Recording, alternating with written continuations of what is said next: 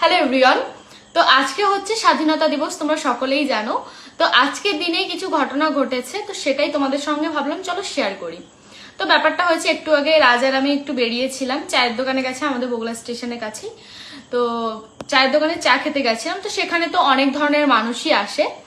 তো সেরকমই একটা ঘটনা ঘটেছে, মানে আমি সামনে বসেছিলাম, আমার সামনে একটা লোক, মানে দুটো লোক বসেছিল। তো ব্যাপারটা হচ্ছে, রাজ আমার সাইডে বসে আছে, মানে আর পাশে না, মানে সাইডেই বসে আছে, একটু সাইডে। তো যাই হোক, আমি একা একা বসে বসে ফোন দেখছিলাম।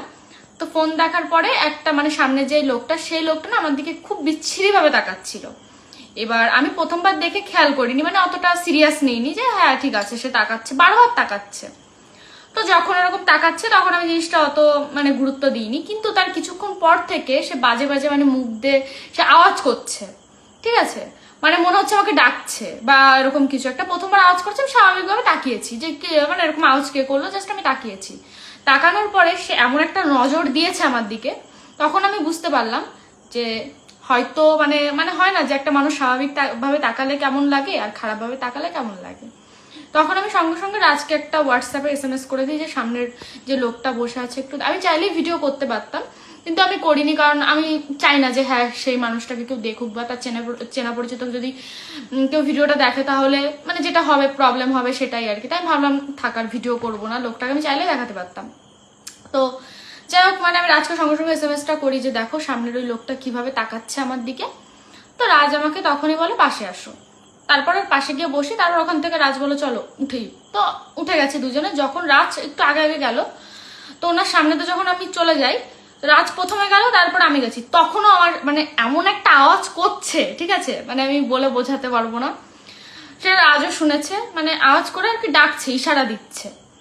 তো তারপরে আমি দূরে গিয়ে দাঁড়িয়েছি, দূর থেকেও আমার দিকে এত বিচ্ছিরি ভাবে তাকাচ্ছে, মানে কি বলবো, এত মানে বয়সটা কেমন হবে রাজ তবুও 40 42 বয়স্ক মানুষ, মানে কি বলবো, এত বিচ্ছিরি ভাবে তাকাচ্ছে, আমার নজরটা মনে পড়লে না মাথাটা গরম হয়ে যাচ্ছে। মানে এত বিচ্ছিরি একটা নজর দিচ্ছে বারবার। আর আমি কোনো খারাপ ড্রেসও পরিনি, আমি একটা ওয়ান পিস পরেছিলাম, কোনো খারাপ ড্রেসও না যে তাকানোর মতো ব্যাপার। তো তারপরেও কেন এরা বাজেভাবে তাকায় আমি বুঝতে পারি না। আজকে নাকি স্বাধীনতা দিবস, আর আমি কি বলবো, এটা তো আমার সঙ্গে প্রায় হয়, মানে আমি বিয়ের পরে বেশি খেয়াল করেছি যে মানুষ তো খারাপভাবে তাকায় না, বিয়ের আগেও এইভাবে তাকায় না, কিন্তু বিয়ের পরে আমি দেখছি, বিশেষ করে খেয়াল করেছি, আমি রাজকেও বলেছি জানো, আমার বিয়ের আগেও মনে হয় মানুষ আমার দিকে এত বাজেভাবে তাকায়নি, বিয়ের পরে দেখি মানুষ এমন বিচ্ছিরিভাবে নজর দেয়। আর খারাপ নজর ভালো নজর তো বোঝাই যায়, কে আমার দিকে স্বাভাবিকভাবে তাকাচ্ছে, কে বাজেভাবে, মানে তাকানোর মানে এমনভাবে একটা তাকায় না, বিচ্ছিরি।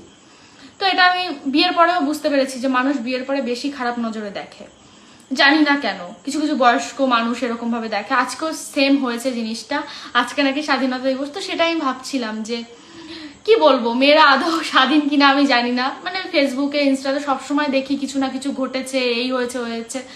তো এটা নিয়ে মানে দুদিন সবাই সিরিয়াস হলেও তিন দিনের দিন সবাই ভুলে যায়, ঠিক তো রাজ? এটাই হয়। তো সেটাই ব্যাপার যে কি বলবো, কথা এটাই যে আদৌ কি আমরা স্বাধীন এটাই দেশে আছি। তো আমি প্রথমবার না জিনিসটা সিরিয়াস নিইনি, কিন্তু মানে মানুষটা এমন ভাবে তাকাচ্ছে আমাদেরকে এত বাজে ভাবে, আমার নিজেরই মানে অসহ্য লাগছিল, আমি সেখান থেকে উঠে গেছি, এত বিচ্ছিরি ভাবে তাকাচ্ছিল। তো প্রথম ভেবেছিলাম ভিডিও করব, তারপরে ভাবলাম থাক দরকার নেই, কারণ তার চেনা জানা মানুষ দেখলে মানে স্বাভাবিক চিনে তো যাবে, তখন আবার কি হবে কি না হবে, তাই আমি আর করিনি। এরকম প্রায় হয়, এরকম আমার মতো অনেক মানুষেরই হয়। আর ট্রেনে উঠলে তো বাবা, আগের দিন আমি কল্যাণে এরকম মুভি দেখতে গেছি, তখন মানে কি বলবো, গায়ে মায়ে হাত দিয়ে একাকার, ভিড়ভাড়টা হলে তো কোনো কথাই নেই, যার কারণে আমি ট্রেনে উঠতেই চাই না, এই কারণে শুধুমাত্র যে এরকম অনেক হয়, অনেক।